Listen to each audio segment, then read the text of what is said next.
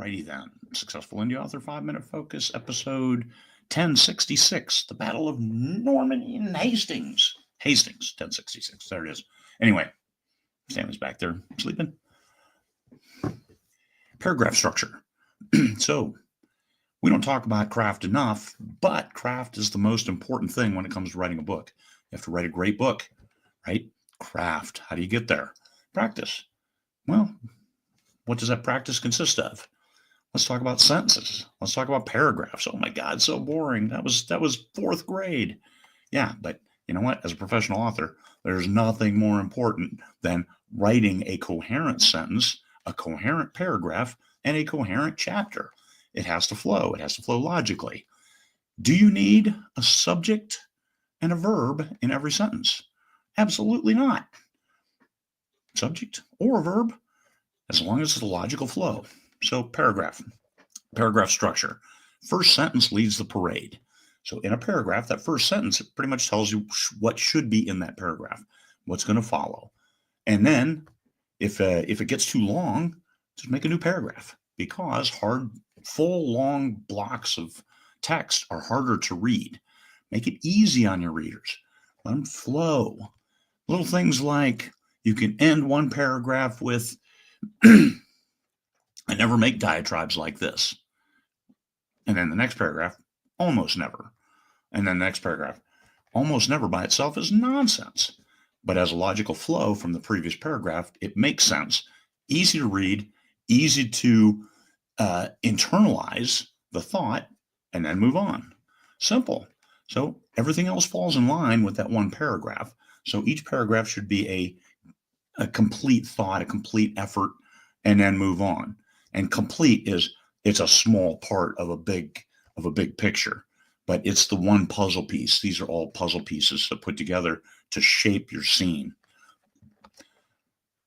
Sentences can be complete without a subject, without a verb. Either is just fine. Readers will know. Readers will be fine. They're smart if the flow makes sense. But if you're just throwing random words out there, or going with your 50 Kopeck words, those 5-syllable words, or those words that you had to look up in a dictionary, then maybe you're making it too hard on your reader. Use words that they can understand, use words that are simple, use words that are easy to pronounce or pronounceable. If you want to throw in a 50 Kopeck word every now and then, that's fine. But every now and then is like once or twice a book. Don't include one on like every page. Don't make it too hard for your reader. Paragraphs should flow. They should flow from that first sentence. And then if you need to add a bunch of other stuff behind it, or if it's a dialogue, make sure it makes sense. Make sure it's all within that one little puzzle piece before you move on to that next sentence. And it really is that simple. Paragraph structure is not hard. Sentence structure is not hard. Subject, verb, or verb, subject, some kind of variation on a theme, throw in a few adjectives, keep the adverbs to a minimum, but don't cut them out completely, because sometimes you need them.